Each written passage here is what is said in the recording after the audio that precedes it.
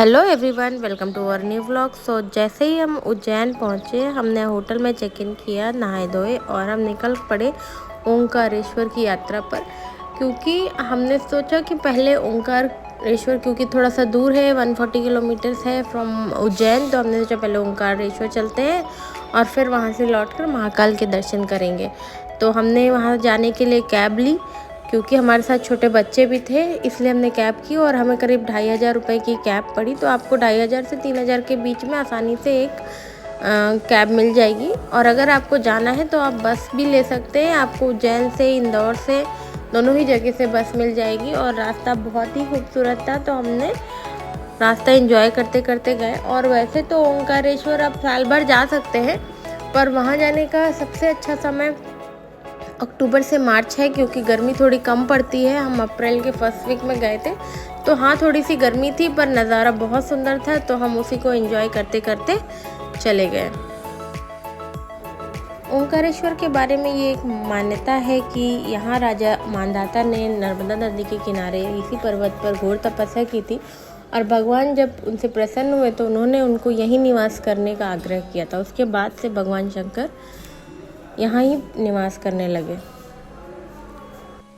मान्यता है कि ओंकारेश्वर स्वयंभू है, मतलब ये स्वयं ही प्रकट हुए हैं। ओंकारेश्वर के साथ साथ यहाँ मामलेश्वर भी है, तो यदि आप जा रहे हैं तो आप दोनों मंदिर के ही दर्शन कीजिए। आप जब यहाँ दर्शन करने आएंगे तो आपके जीवन में चल रही सारी समस्याएं दूर हो जाएंगी, अटके काम बन जाएंगे और आपके मन को अपार शांति मिलेगी। तो ये एक बहुत बड़ी बात है ओंकारेश्वर के बारे में।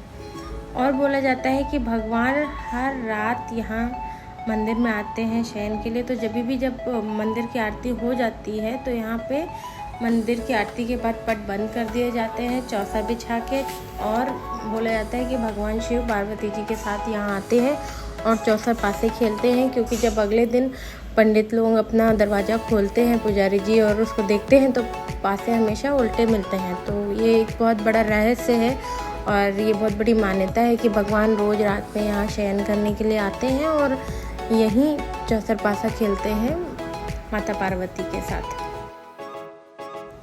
ओंकारेश्वर और मामलेश्वर दोनों नर्मदा नदी के तट पर बने हैं।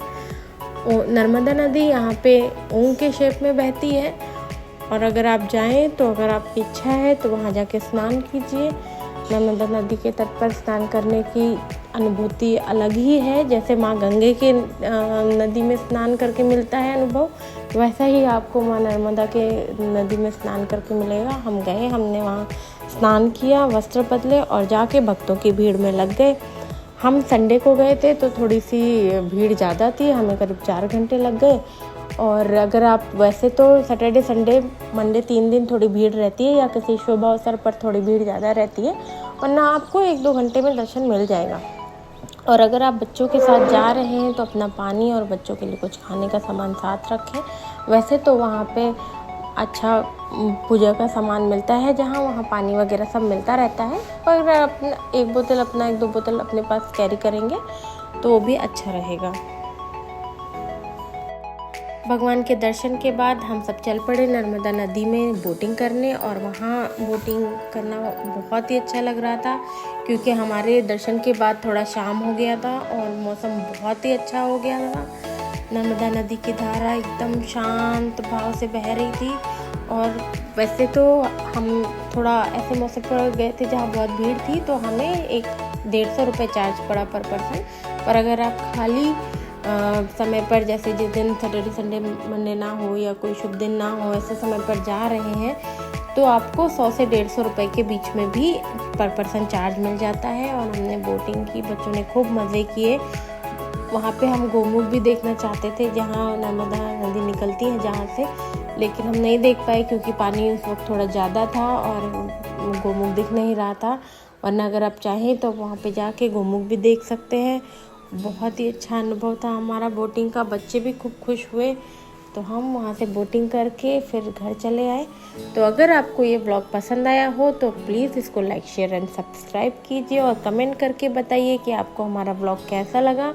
और हाँ, ये ज़रूर कमेंट करके बताइए कि आप भी क्या जाना चाहते हैं ओंकारेश्वर, और अगर आप ओंकारेश्वर गए हैं तो आपकी यात्रा कैसी थी। और अगर हमने कुछ मिस कर दिया हो या आपको कुछ और भी जानना हो तो प्लीज़ कमेंट करके बताइएगा। चलिए मिलते हैं अगले व्लॉग में, तब तक के लिए बाय बाय।